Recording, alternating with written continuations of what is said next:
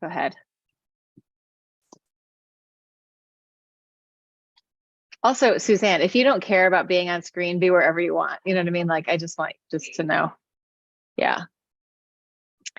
Oh, I am live streaming now on YouTube, and I am going to offer this class called Reconnecting to Flow. So somatic inquiry, it means that we're going in and we're feeling what's actually there. What is happening now in my body? What do I feel like right now?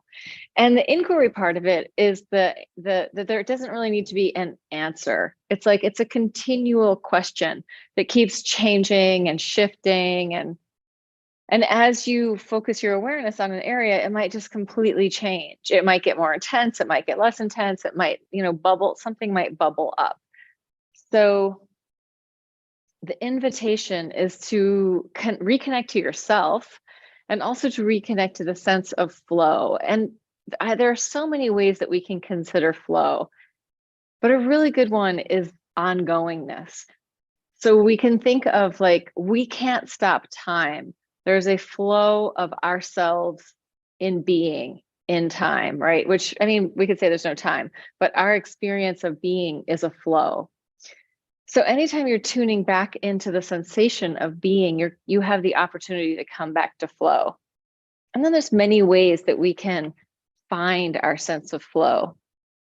So let's start with just the flow of breath, inhaling and exhaling in whatever way feels good to you right now, not adding any imposition on how it should happen, but simply allowing yourself to land on the awareness of the rise and fall of your breath.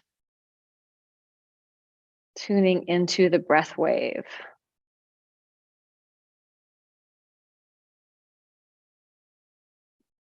And air has a flow also, right? Air is considered fluid because air flows. So there's movement of air within our bodies, there's movement of water, there's movement of our experience of being, right? When we pay attention to that moment of being in this moment, what's happening in that flow of experience? Yeah, and oh, there's Suzanne. Suzanne just flew into my experience. Yeah. So allowing yourself to land into your body with this idea of fluidity and flow, and that it's an ongoing thing. And the thing about the flow of breath and the flow of life and the flow of thoughts is that in many ways, they're sort of unstoppable. It will be happening regardless. We might have moments where we're so engaged in something that the stream of thoughts kind of slows, or our awareness kind of zeroes into something. But even that is an ongoing experience. I feel like I'm just kind of babbling here, but let's get down. I'm going to get all the way down onto the floor and pour my body into the floor. So imagining that you are a body of water, and you could do this on the bed, you could do it on a couch, on the floor, standing, seated, on all fours, however it feels good to you, and just tuning into the water element of your body. And as I'm tuning into the water element of my body, it feels really good to kind of pour my body from one side to the other, like pouring a little bit across my back. And letting the water in my body and the gravitational pull of the earth come into relationship in my awareness, so that as I move, I can really sense the ground underneath me. And I can really feel the fluidity of my movement as it goes from side to side. It may be different for you. You can move in any way that feels good, or not move if that feels good. But inviting in the sense of flow, inviting in the sense of ongoingness of being, right? As long as we're alive in human bodies, there will be the flow of life, the flow of breath, the flow of the fluids in our bodies. So whether we think about it or not, it's always there. Just got another person popping up in the Zoom room.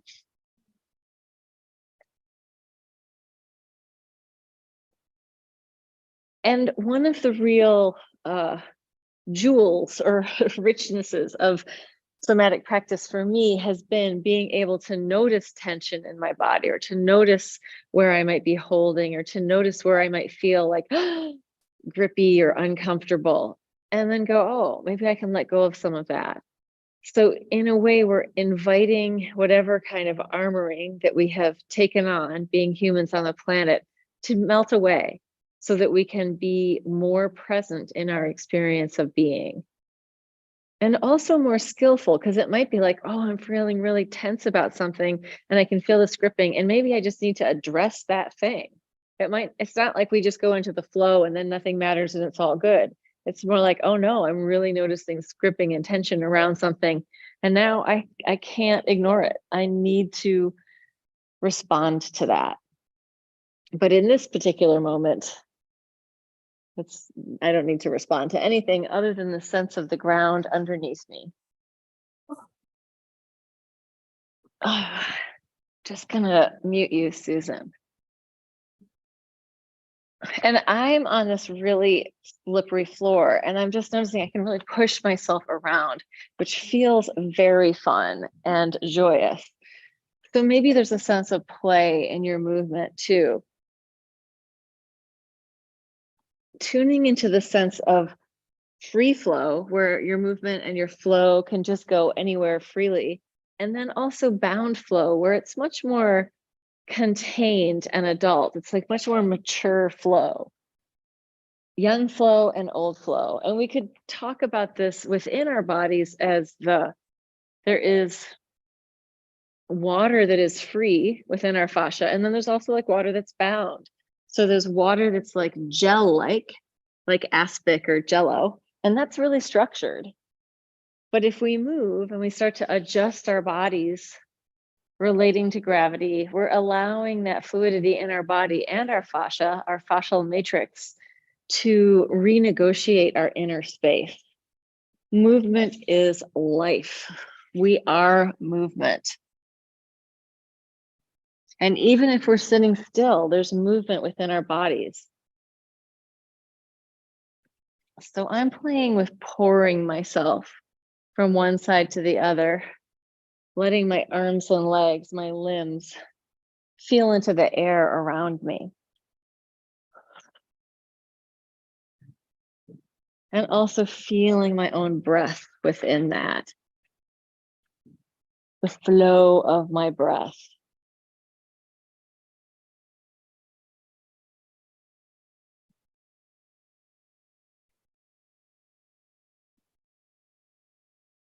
Is there something that you can let go of, that you might be holding on to, that will allow you to land more deeply in this moment?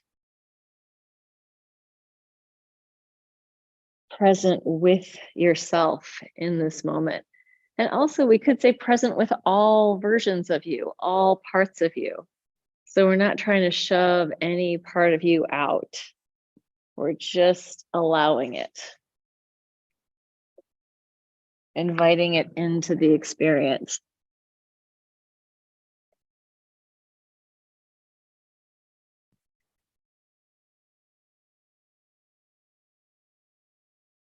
And if you start to notice that you're really following like a pathway that keeps repeating and repeating, see if you can change the pathway just a little bit. Become curious if there is something else to discover within that movement that might be new, uncharted territory, new, uncharted experience. If we stay in our same pattern of movement all the time, our experience of the world is really set in our sort of reality tunnel. But if we start to adjust our movement and invite in new movement, even fuller flow or more access to being, then we start to be able to participate in a different way with the world.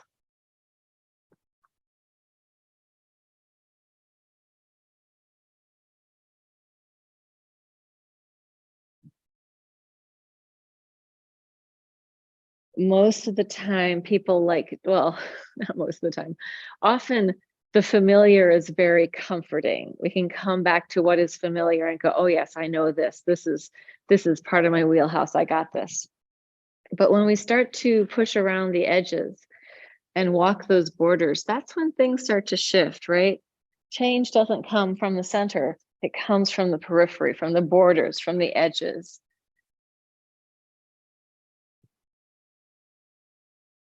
So if you do want to come into comfort with yourself, then really work with familiar patterning.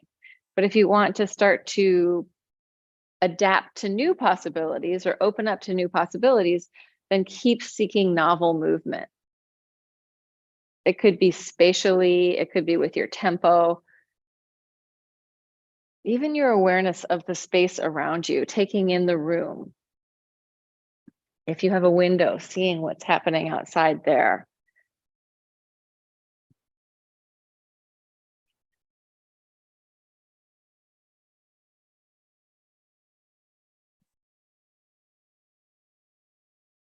And anytime if you start to feel like, oh, it's all too much, just come into stillness, breathe into the stillness, right? The breath has movement. Underlying all body support is the breath. The breath is supporting our core. The breath is supporting our life force energy. The breath is supporting our movement. The breath supports life on earth, and it's a flow.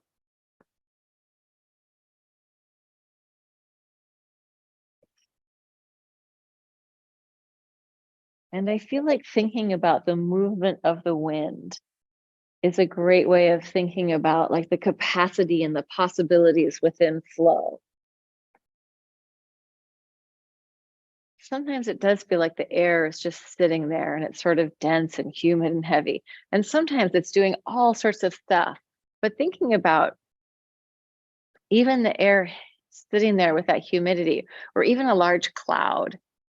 Like I was reading somewhere, like clouds can weigh tons of pounds. They're filled with water, right? We think of them as being air, but they're these flowing, I don't know what they are, mixtures of air and gas and fluid, right? Like water, steam, whatever, gaseous water in the form of a cloud. Bless you. Bless you. So feeling into like the infinite possibility of how these flows can come up and express. The flow of information in your system, right? As your body notices anything, that is an instant attunement to flow. I feel the floor, I feel my skin, I feel my weight shifting and rolling on the floor. And that is the fluidity of our nervous system, the electrical currents of information moving around inside our body, supported by the flow and the rhythm of our heart. And our heart is being, the rhythm of the heartbeat is coming from this electrical impulse, which is created in the heart. And even our cells have a relationship to electricity. So thinking of that flow, right? This fiery electrical flow that's happening all the time within our bodies. All right, that was a lot of flows. I'm going to put on music. And poor Suzanne won't get to hear it. And share. Because I got the earbuds in.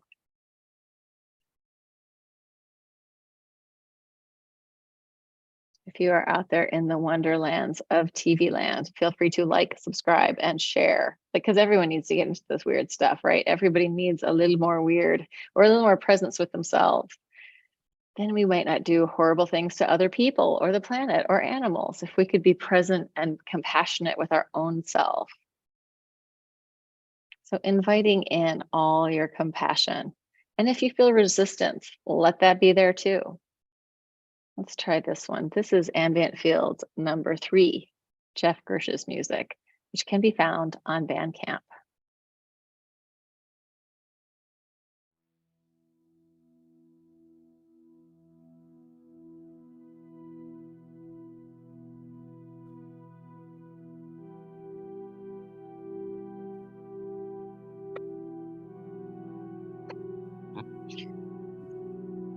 So I used to call this class role play, with the idea of rolling around, rolling on the floor, and just playing with being. So inviting yourself in to find that rolling fluidity. Even if it's really small rolling, it might just be your head gently turning from side to side, or your whole body, in the interest of really hydrating the fascia, allowing the nervous system to awaken within the body, right? Sensation is all happening through the nervous system. And also to balance out the autonomic nervous system. So our rest and digest, soothe and settle, and our fight, flight, freeze come into a balance. Or we could just say upregulation, energy, and downregulation, either relaxedness or depression, come into a place where you can go up or down, where you're balancing that.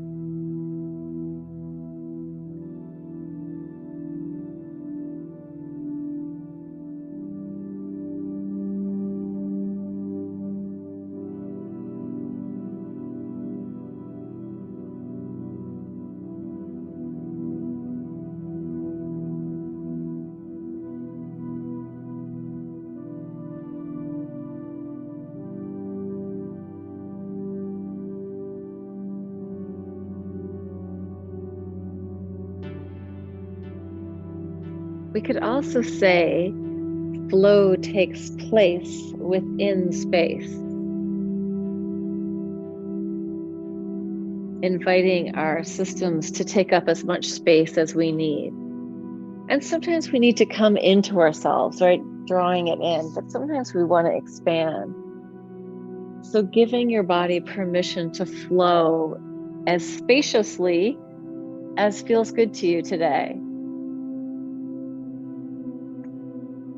Flow takes place within space.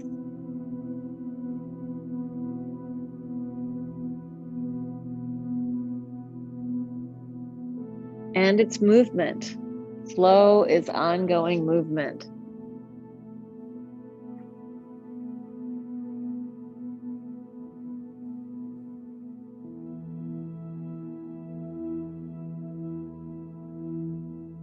And you may want to come to moments of stillness so that you can feel the movement within your body.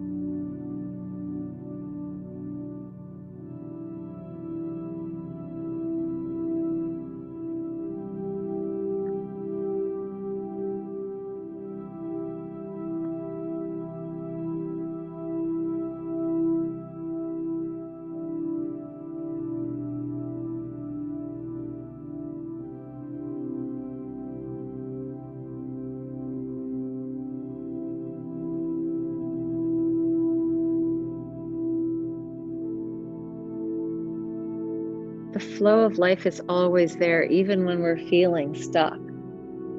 The flow of breath is always there. I mean, you might do a breath hold and it might stop for a minute or 5 minutes, or if you're a deep sea diver, even longer, but it's going to come back, right?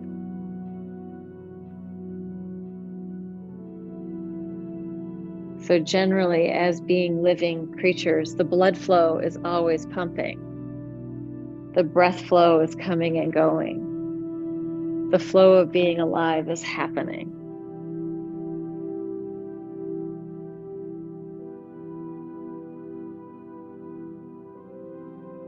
The flow of awareness is ongoing.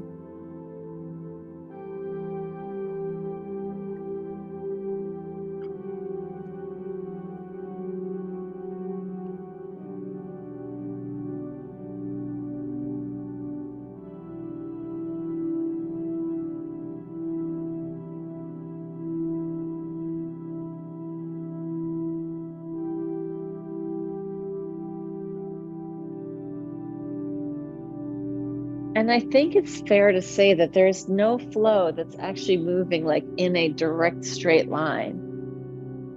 Flowing water has whirlpools, eddies, and spiral. Breath flow also moving in a very three-dimensional dynamic way. The pathways of our nervous system are curvilinear, radiating out, branching out.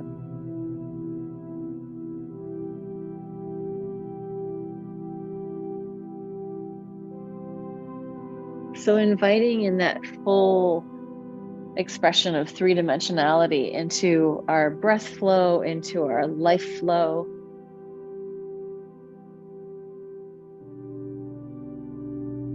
And allowing yourselves also to sort of let the earth compost whatever we're ready to let go of. Like as I'm laying down here, when I slow down and just feel myself rolling, feeling my bones in there, feeling my skin, feeling my inner body.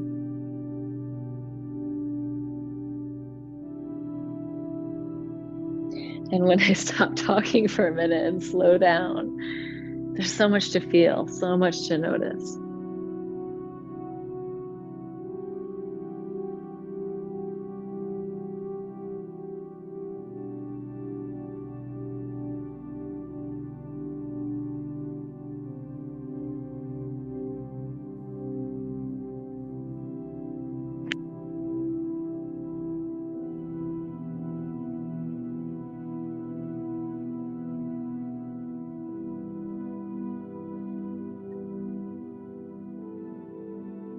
And so with embodiment or with somatics, it's not like we want to become these like super squishy, intolerant beings, but we do want to notice things. I'm thinking about tolerance. Like, can I tolerate the movement of my weight, my bones on the floor? Can I pour myself across the floor? Sometimes if I've been holding a lot of tension, it might really hurt to be right against the floor, in which case you may want to have a lot of padding.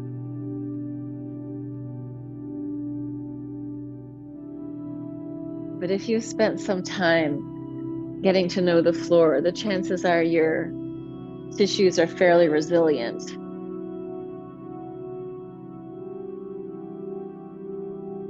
So sometimes, like, it's not that we're going for everything feeling absolutely perfect and wonderful all the time. It's more that we're noticing what we're feeling. And if there are little bits and pieces of detritus that we're ready to let go of, just let them be composted by the earth energy or the flow of water or the flow of air.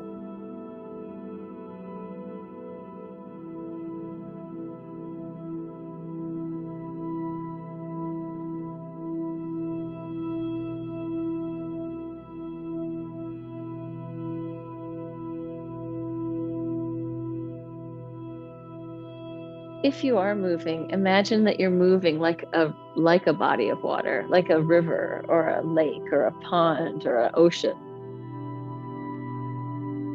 or a human.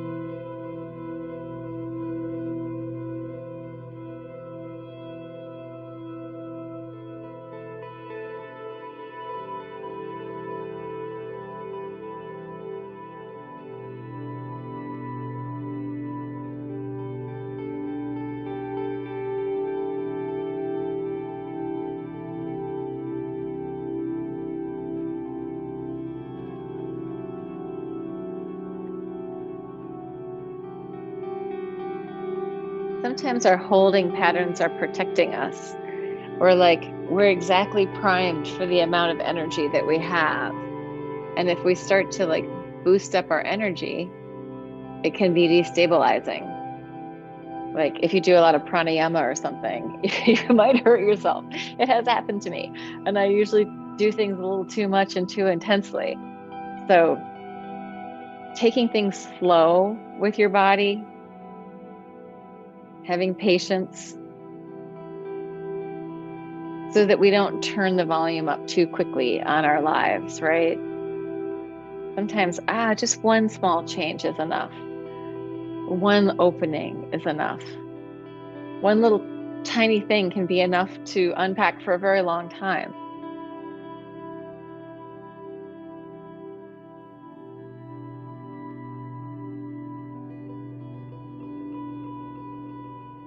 And having flow doesn't mean you can't say no.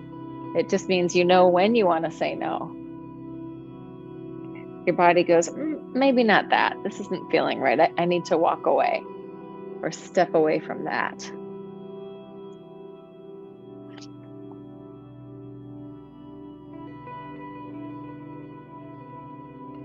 And for me, when the shit's really hitting the fan in the outer world, that's when I really need to spend more time in my own experience, being with myself, feeling into what I'm feeling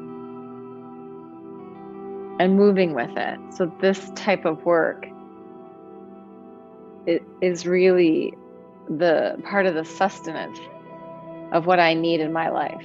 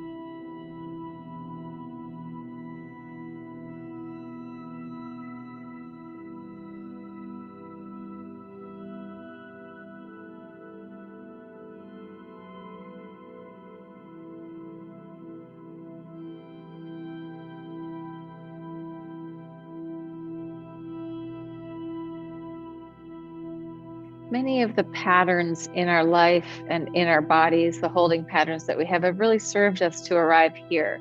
So we don't want to wipe it all away instantaneously and like be in this, oh my God, I don't know.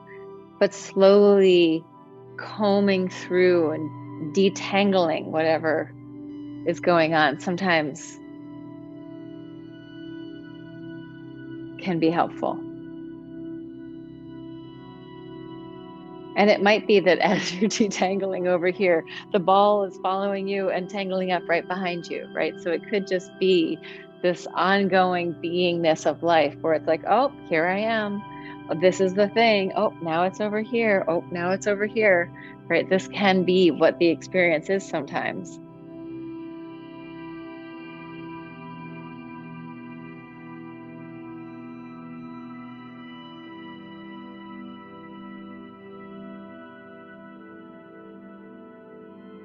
I guess also what I'm saying is that there is no perfection.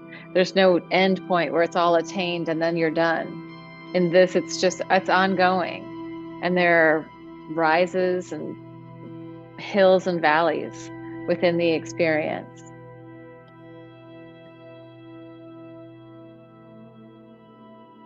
And I also find that for myself, like the more meditation I do, the more embodiment practices, the more of all the stuff, it's like, oh, it's helpful, but it doesn't solve all the problems. It's just helpful.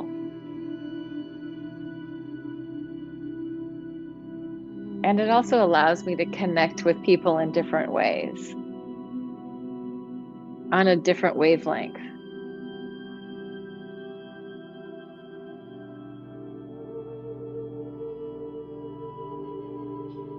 Or to connect with myself in different ways, on a different wavelength.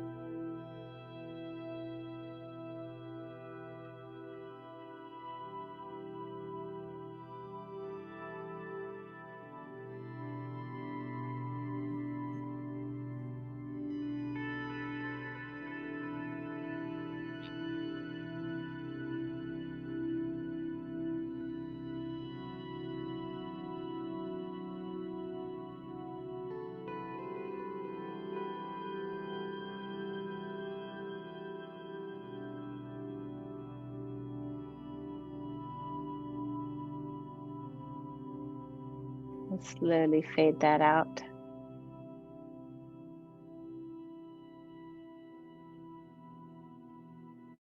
Oh, it seems so harsh when the final sound comes to an end.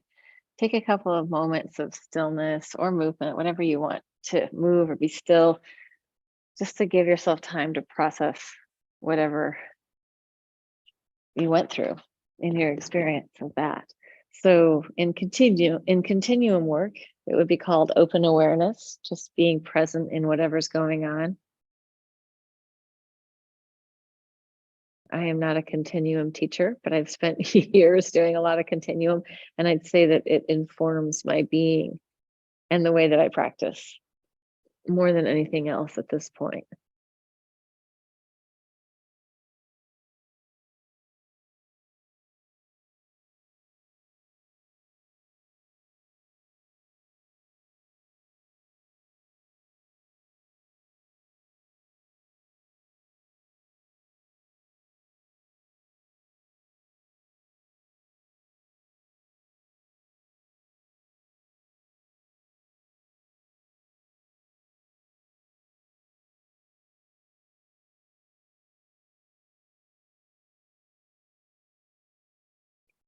And I'd also say that like doing the embodied work or somatic work kind of allows you a different taste of being, a different flavor, a different like way of sensing the whole world, much more whole body, like through experience of being in a whole body that's being in experience. It becomes very interesting and delicious. So if you are there in TV land, I'm going to end the live stream. I don't think there was anybody there today. There might have been, you never know, because I'm actually not watching it. So